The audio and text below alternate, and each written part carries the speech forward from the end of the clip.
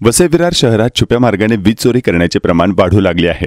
मागील 2.5 वर्षात 6,319 वीज चोरट्यांनी 50 कोटी 39 लाखांची वीज चोरी झाल्याचं उघड झालं आहे। या वाढत्या वीज चोरीचा फटका वीज ग्राहक यांच्यासह महावितरणला बसत आहे। महावितरणच्या वसई मंडळातून वसई विरार यासह वाडा या विभागात सुमारे 10 लाखांहून अधिक वीज ग्राहकांना वीज पुरवठा केला जातो। मागील काही वर्षांपासून शहराचे नागरिकीकरण वाढत आहे, तर दुसरीकडे औद्योगिक क्षेत्रही विस्तारत आहे, त्यामुळे वीज ग्राहकांची संख्या वाढत आहे।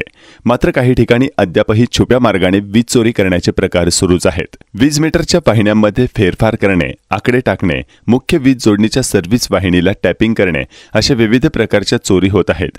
विशेषतः शहरात वाढणाऱ्या अनधिकृत चाळी अशा भागातही वीज चोरी होण्याचे प्रकार वाढत आहेत। याचा फटका सर्वसामान्य नागरिकांसह महावितरणला बसू लागला आहे।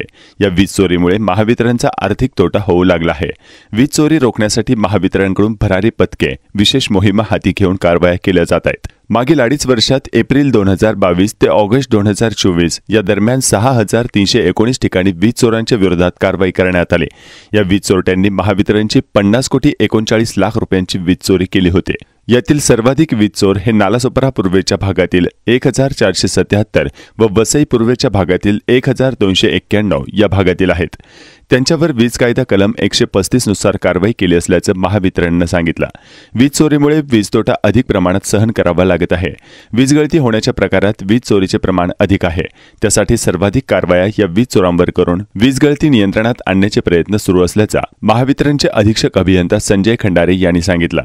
वसई विरार शहरात मोठ्या प्रमाणात वीज चोरी होत असल्याचे प्रकार घडतात, मात्र प्रत्येक भागात वीज समस्या निवारण करण्यासाठी अधिकारी व कर्मचारी नियुक्त केले आहेत। त्यांना याबाबत माहिती का मिळत नाही असा प्रश्न नागरिकांनी उपस्थित केला आहे। काही कर्मचारी यांच्या संगनमताने वीज चोरीचे प्रकार घडत असल्याचा आरोप नागरिकांनी केला। महावितरणच्या वरिष्ठ अधिकाऱ्यांनी बेकायदेशीर वीज जोडण्या देणारे कर्मचारी व वीज चोरीला सहकार्य करणारे कर्मचारी यांच्यावरही कारवाई करावी अशी मागणी करण्यात येत आहे।